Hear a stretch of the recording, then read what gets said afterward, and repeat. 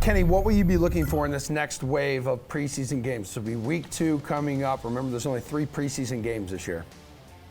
Probably your boy, Trevor Lawrence. He didn't have a great first game, and I think that I'd like to, I'm sure that he'll have his highlight reel play that, everyone's like, oh my goodness, no one's ever done this in the history of mankind. Yep. And that'll be fantastic. I'm sure Zach Wilson as well. I'd like to see more Zach Wilson, but I think just in general, what I'm looking for is, hey, where are all the starting quarterbacks? I think that we're eventually going to start to see them as the preseason wears on.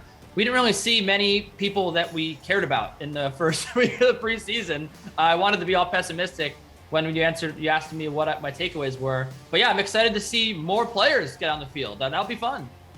What about you, AJ? Yeah, similar. More players. I think this is where you can start maybe looking at touches for running backs in those kind of competing job spots.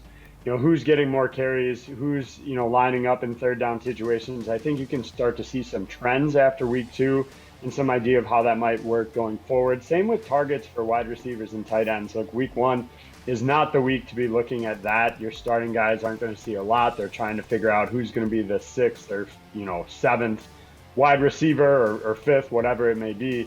And so I think you can start to maybe evaluate some of those trends after a full second week. Geoff, what do you want to see this week in the next wave of NFL preseason games?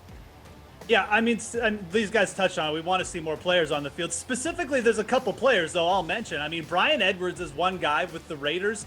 I don't think most people are thinking about Bryan Edwards a ton, but this guy, by all means, has kind of sewn up like a starting wide receiver job in camp. He's getting a ton of hype.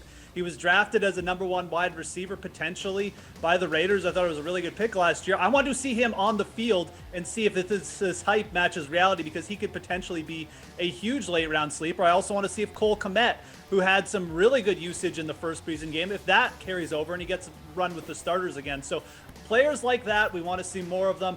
Like AJ said, this is the week 2 preseason, when you can start to maybe make some decisions based on this usage. So a couple players there specifically I want to see. Yeah, I was going to ask you real quick, Geoff. I know previously when there were only 4 preseason games, like the third week was really the most important. Game plans were handed out. You tried to emulate like a game week in practice. Starters had the most reps. So does week 2 probably become the most important now that there's only 3 games?